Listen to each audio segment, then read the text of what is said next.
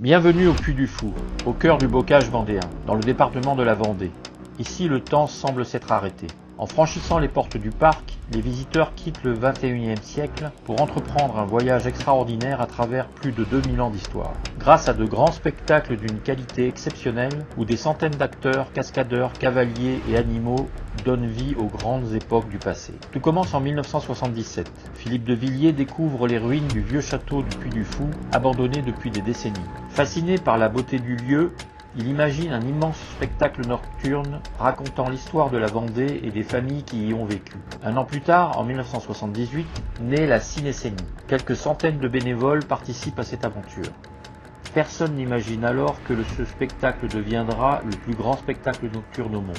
Face à un tel succès, le parc ouvre officiellement ses portes en 1989. Depuis, il ne cesse de grandir, d'innover et de surprendre. Plusieurs fois élu meilleur parc du monde, il accueille désormais plus de 2 millions de visiteurs chaque année. Avant même d'assister au plus grand spectacle, le Puy du Fou invite ses visiteurs à ralentir le pas et à se laisser surprendre. Sur la place du Bourg 1900 se dresse une immense horloge. À première vue, rien ne semble particulier.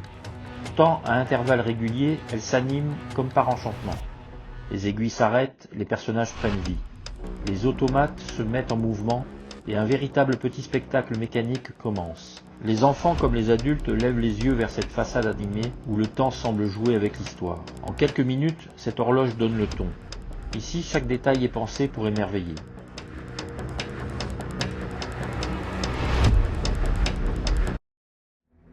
Notre voyage commence au royaume des Francs. Avec le premier royaume, nous remontons jusqu'à l'époque de Clovis, au cœur d'une forêt mystérieuse. Les effets de lumière, les décors et les projections racontent la naissance du royaume des Francs dans une atmosphère presque magique.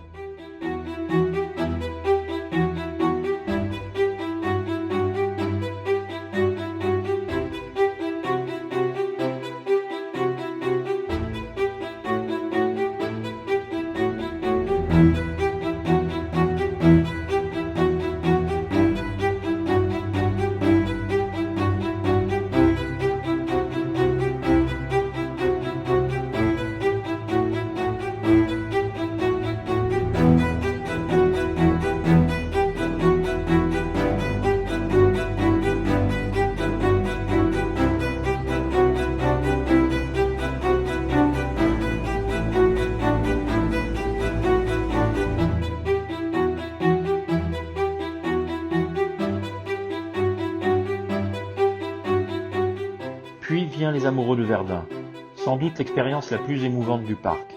Nous pénétrons dans une tranchée de la Première Guerre mondiale. Au fil des salles, nous suivons la correspondance d'un jeune soldat et de son épouse. Les explosions résonnent, les décors bougent et l'émotion est omniprésente. Cette promenade rend un hommage poignant aux hommes et aux femmes qui ont vécu le conflit de 14-18.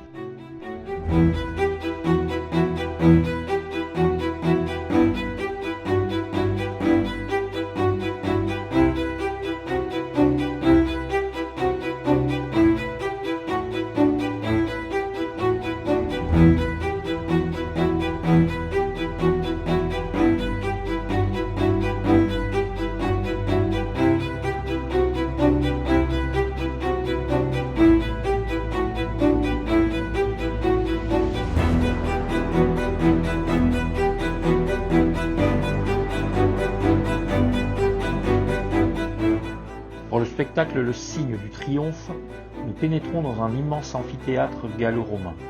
Les gradins vibrent sous les acclamations du public.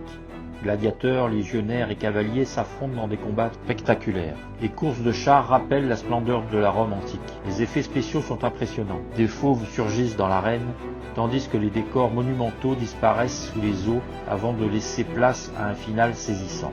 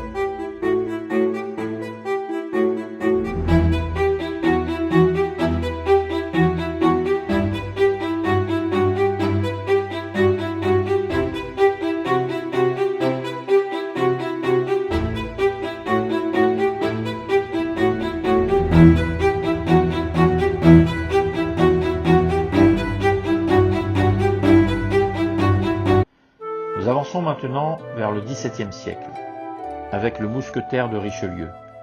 Dans un immense théâtre couvert, les aventures des mousquetaires prennent vie. Les combats à l'épée se succèdent avec une précision remarquable. Les chevaux évoluent jusque dans les décors. Puis le sol disparaît progressivement sous plusieurs milliers de litres d'eau, transformant la scène en un immense miroir où danseurs de flamenco et cavaliers offrent un spectacle d'une rare élégance.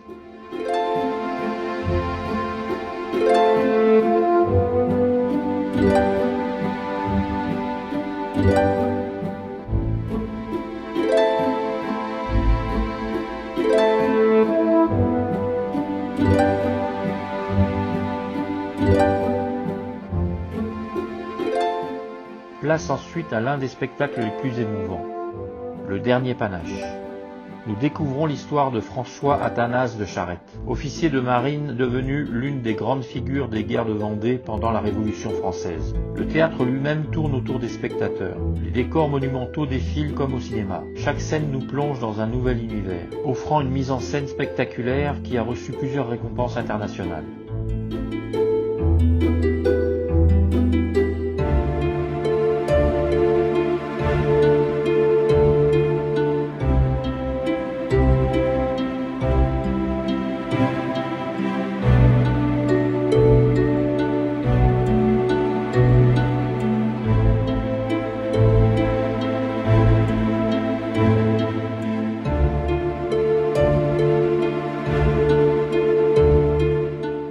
Quelques siècles plus tôt, le danger vient de la mer.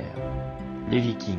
Dans un paisible village du Xe siècle, la vie suit son cours. Soudain, des dracars apparaissent dans la brume. Les Vikings lancent une attaque fulgurante. Le village s'embrase, les cascades s'enchaînent.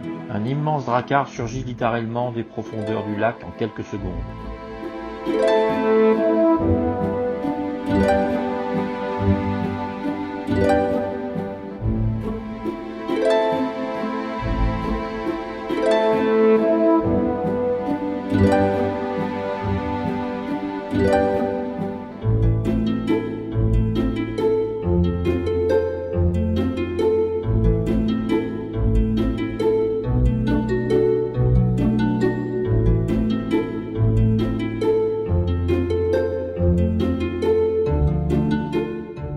Poursuivant notre voyage à travers les légendes du Moyen-Âge, nous pénétrons dans l'univers fascinant du roi Arthur. Pendant près de 20 minutes, la magie semble prendre vie sous nos yeux, tandis que des combats spectaculaires opposent chevaliers et créatures maléfiques. Puis vient le moment le plus attendu. Dans un décor féerique, Excalibur surgit des eaux du lac enchanté.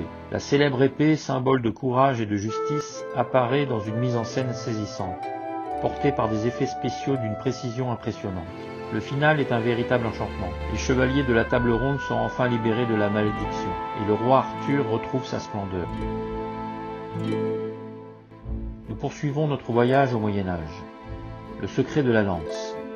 Nous sommes en pleine guerre de 100 ans. Une jeune bergère nommée Marguerite doit défendre le château de son seigneur. Grâce à une mystérieuse lance au pouvoir extraordinaire, les murailles semblent prendre vie. Les décors bougent, les tours s'élèvent.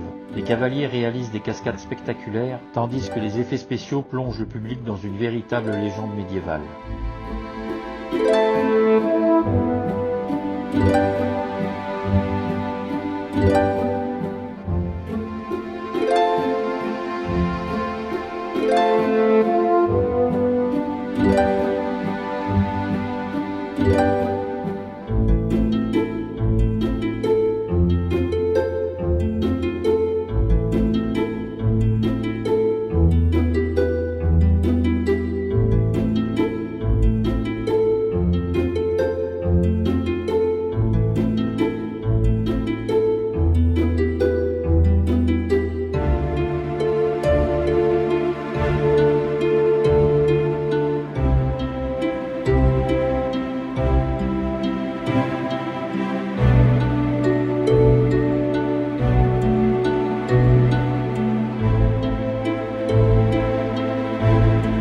Le Moyen-Âge est aussi celui des oiseaux de proie, le bal des oiseaux fantômes. Voici sans doute l'un des spectacles les plus poétiques du parc. Dans les ruines du vieux château, le silence s'installe. Puis soudain, un aigle royal surgit au-dessus des spectateurs. Bientôt, des dizaines de rapaces remplissent le ciel. Faucons, vautours, buses, chouettes, hiboux et condors frôlent les têtes du public dans une chorégraphie aérienne d'une précision incroyable. Plus de 300 oiseaux participent à ce ballet unique au monde. Le Puy du Fou est bien plus qu'un parc. C'est un hommage aux femmes et aux hommes qui ont façonné notre histoire. Chaque spectacle mêle émotion, technologie, patrimoine et savoir-faire artistique avec une exigence rarement égalée. En quittant les allées du parc, une certitude demeure. Ici, l'histoire ne se lit pas dans les livres, elle se vit. Et c'est sans doute ce qui fait du Puy du Fou l'un des lieux les plus extraordinaires d'Europe.